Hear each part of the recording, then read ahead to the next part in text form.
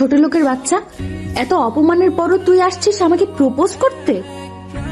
আসলে তো তোর মা বাপের ঠিক নেই, না হলে এত অপমানের পরও আমার সামনে আসিস। ঠাস করে 4টা দিলাম।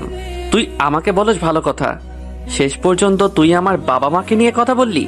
যা, আজকে থেকে আর তোকে বিরক্ত করব না, তুই থাক তোর মতো।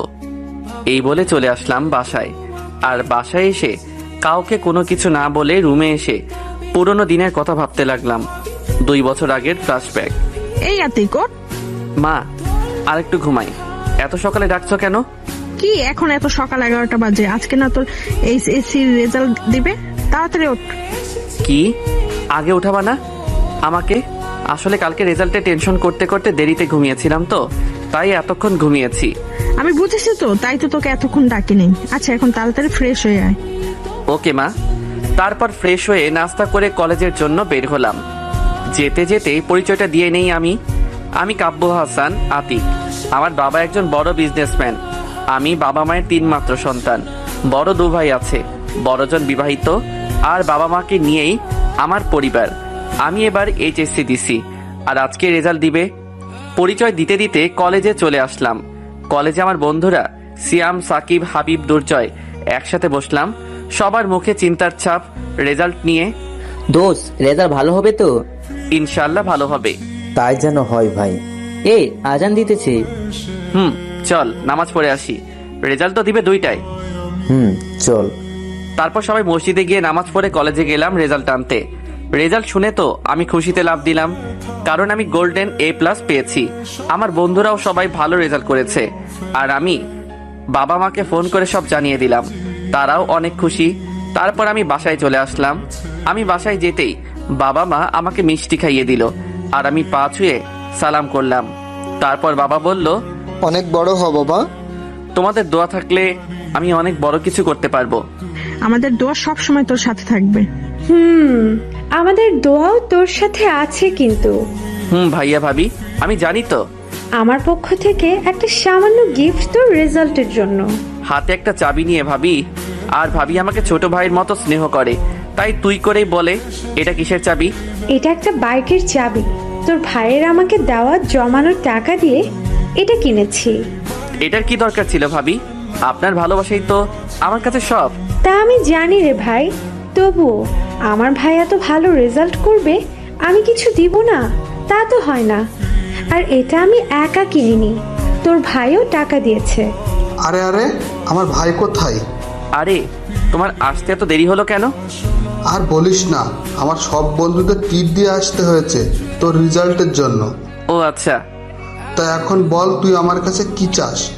আরে আমার কিছু লাগবে না। না না, তা বললে তো হবে না, তোর কিছু নিতে হবে। বল কি চাস? যা চাইবো তা দিবে তো?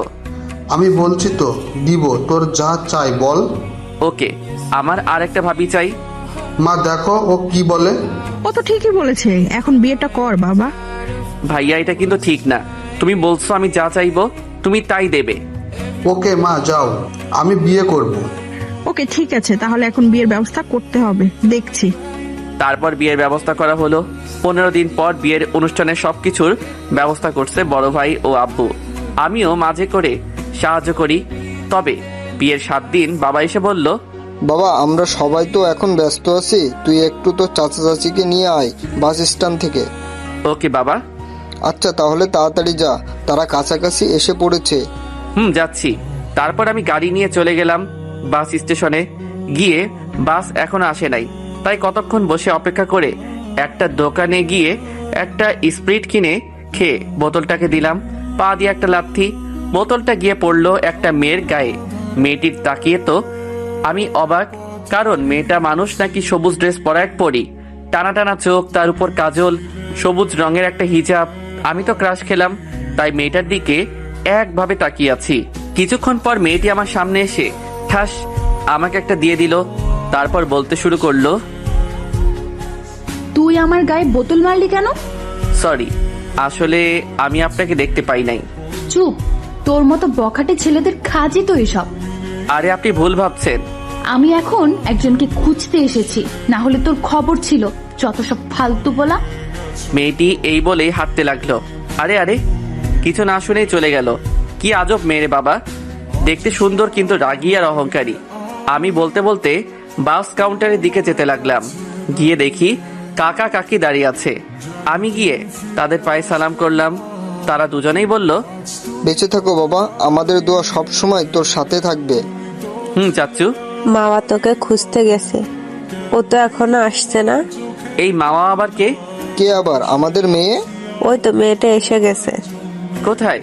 পিছনে ঘুরে তো আমি অবাক, কারণ মেয়েটি হলো একটু আগে যে মেয়েটার সাথে কথা কাটাকাটি হলো সে। তাহলে কি আমার ক্রাশই হলো আমার চাচাতো বোন মাওয়া? যাক, ভালোই হলো।